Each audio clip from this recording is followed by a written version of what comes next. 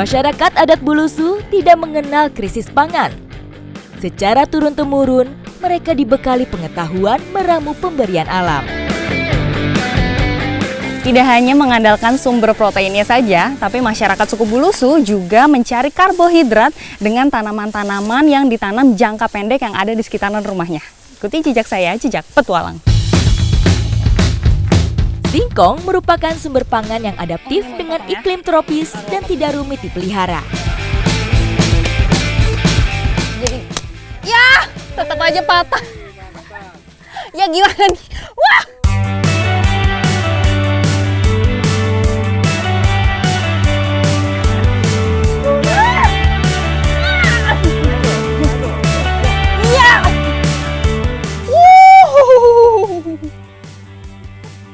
Singkongnya gede banget ternyata.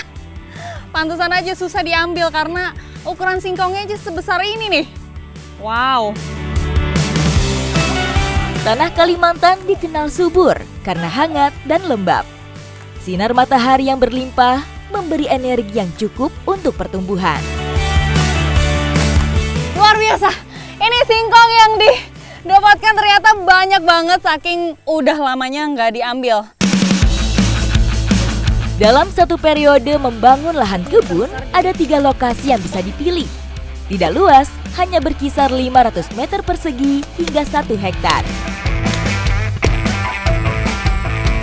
Ini singkongnya udah kekumpul semuanya, sekarang kita mau bersiap-siap untuk kembali ke rumah.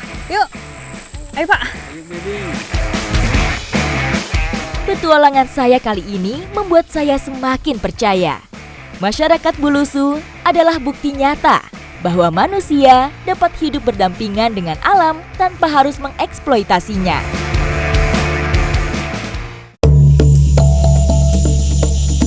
Masyarakat Bulusu punya cara pengawetan makanan dengan teknik yang tak biasa. Ikan-ikan hasil tangkapan kami mau diolah menjadi fermentasi ikan. Di sini biasanya disebutnya adalah tamba. Jadi prosesnya pertama dipotong-potong dulu ikannya, kemudian nanti disimpan dalam bambu, pakai garam dan juga singkong. Makanan ini tidak hanya tersaji ketika upacara adat, namun hidangan unik ini kerap kali disantap ramai-ramai bersama keluarga. Singkong untuk campuran tamba memang harus yang sudah dimasak seperti ini. Mau dibakar ataupun direbus, yang penting udah lembek. Singkong memiliki tekstur yang keras. Jika masih mentah, fermentasi tidak akan berjalan optimal. Nah ini singkong sama ikannya udah dicampur dengan garam, barulah kita masukkan ke dalam bambu. Yang pertama dimasukin itu singkongnya dulu. Singkongnya sambil diremas seperti ini. Setelah itu baru ikannya. Singkong, umbi yang kaya karbohidrat, menjadi media fermentasi yang sempurna. Garam berperan sebagai pengawet alami yang akan menjaga kesegaran ikan serta menciptakan rasa yang khas. Terakhir, ini dicampur dengan singkong sangrai supaya hasil fermentasinya itu lebih sempurna dan juga lebih tahan lama. Biasanya, tamba ini difermentasi selama 2 minggu supaya bisa bertahan selama berminggu-minggu atau berbulan-bulan. Jadi emang lama banget. Tak perlu menunggu terlalu lama. Untuk mencoba rasanya, mereka masih memiliki stok yang bisa dikonsumsi. Nah ini nih, yang ada di tangan saya, tamba yang sudah difermentasi. Kita mau makan bareng-bareng. Saya juga udah penasaran rasanya kira-kira seperti apa nih kalau udah disimpan selama berminggu-minggu. Dari aroma memang asam.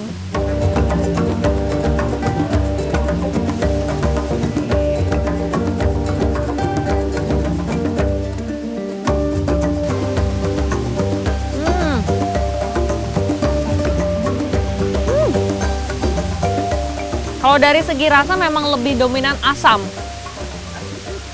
Asam terus jadi lebih lengket teksturnya. Tapi enak juga.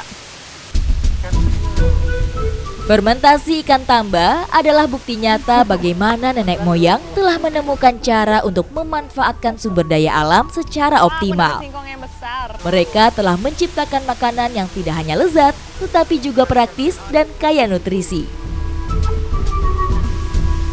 Masyarakat suku Bulusu ini sangat cerdas karena bisa mengolah makanan dengan cara pengawetan atau fermentasi seperti ini. Rasanya pun enak dan juga bisa bertahan lama.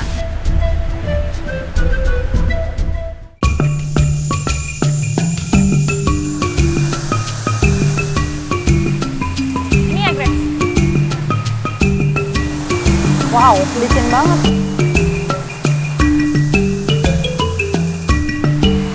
Sebelum mulai bersih-bersih, saya mau ngambil salah satu bahan yang digunakan untuk keramas. Nah ini nih, tanamannya merambat di batu, namanya adalah uli abuk.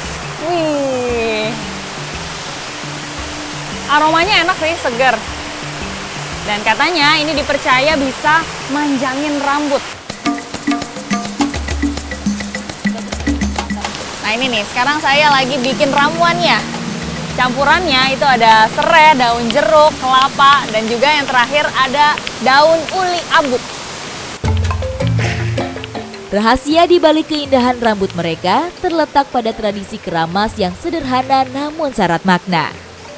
Sebagai sampo, mereka memanfaatkan kekayaan alam di sekitar.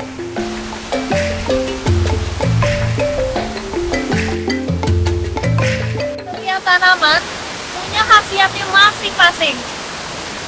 Ini tadi serai sama daun jeruk untuk bikin rambut kita jadi wangi, kelapa supaya rambutnya jadi subur dan juga lembut, dan uli abuk itu bisa memanjangkan. Makanya setiap keramas semua bahan itu harus dicampurkan jadi satu. Ramuan ini tidak hanya menutrisi rambut, tetapi juga memberikan aroma alami yang menenangkan. Suku Bulusu terkenal dengan paras dan tampilan yang menawan. Terbukti dari ramuan tradisional ini yang memang membuat mereka selalu tampil cantik. Sejak saya tidak betul.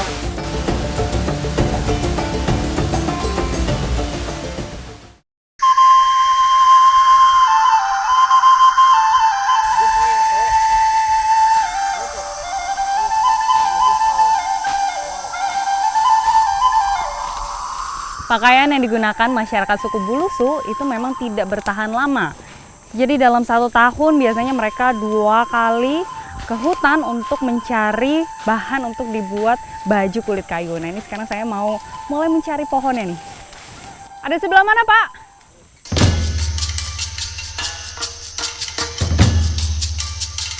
Bagi warga suku Bulusu, memakai baju kulit kayu ibarat menyatu dengan alam. Mereka bisa merasakan detak jantung alam dan kekuatan akar yang mencengkram tanah. Ini bukan hanya pakaian, namun dianggap sebagai sebuah perwujudan dari penghormatan terhadap alam dan leluhur. Ini dia nih pohon yang mau kita tebang. Ini kalau di sini disebutnya adalah togop. Cakep. Pohon togop, tapi bahasa Indonesianya ini adalah pohon talun. Ini ciri-cirinya dia itu bergetah, yang nantinya akan dijadikan baju kulit kayu. Ini kita mau tebang berapa pohon? Dungai. 2. Dunga. Dungai. Dungai. Dungai itu artinya 2. Jadi ada 2 pohon yang akan kita tebang. Oke, mana aja, Pak? No, ko hari saka no talon. Akan tu ngalap dia napak mai. Pohon ini dipilih karena dianugerahi kulit luar yang kokoh namun lembut di dalam. Ini ciri-ciri pohon talun yang kita pakai untuk baju kulit kayu. Selain yang bergetah, terlihat warnanya itu lebih cerah dibandingkan batang pohon yang lainnya. Nih, kelihatan nih. Kalau yang sebelah kanan ini batang pohon biasa, warnanya lebih coklat.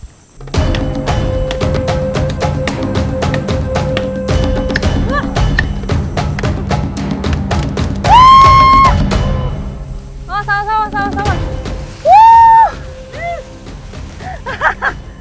Ternyata besar pohonnya. Panjang, makanya kita potong dulu bagian yang nanti mau kita kupas bagian kulitnya. Ya.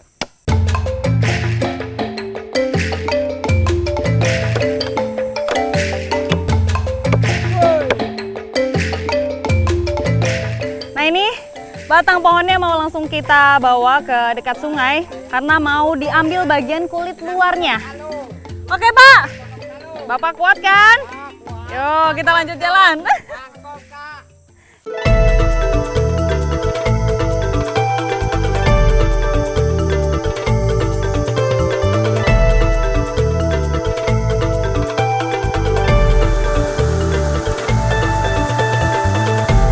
Langkah pertama untuk membuat baju kulit kayu, ini bagian kulit pohonnya kita lepas dulu, mau dikuliti. Tapi susah ya. Jadi mau mulai membelah dari ujung sana, nanti ditarik sampai ujung sebelah sini juga. Dengan penuh kehati-hatian, kulit kayu dikupas helai demi helai. Nah ini alat membelahnya, namanya adalah pais. Pais itu pisau kecil. Nah ini nih, ujungnya tajam seperti ini. Dan genggamannya tuh lebih panjang. Jadi lebih enak nih kita membelahnya. Selain bisa menghasilkan pakaian dengan ukuran yang lebar, pohon talun berukuran besar memiliki bagian lain yang dapat menyempurnakan pakaian kulit kayu. Ini kalau udah, ya putus, nggak apa-apa Pak, kita potong bagian sini.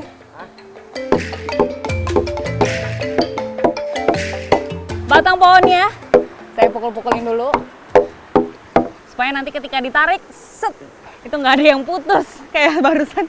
Sayang banget nih putus, jadinya nggak kepake. Pelan-pelan ya.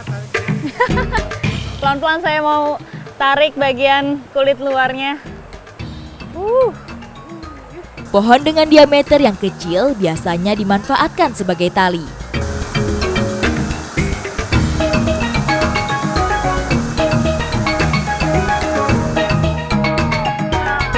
Ternyata setelah kita tarik nih kulit bagian luarnya, masih harus dikupasin. Ini nih yang kasar-kasarnya ini. Supaya nanti bajunya itu hasilnya bagus. Ini tapi lengket. Ternyata getahnya banyak banget ya Pak. Selanjutnya, bagian kulit terluar dipisahkan.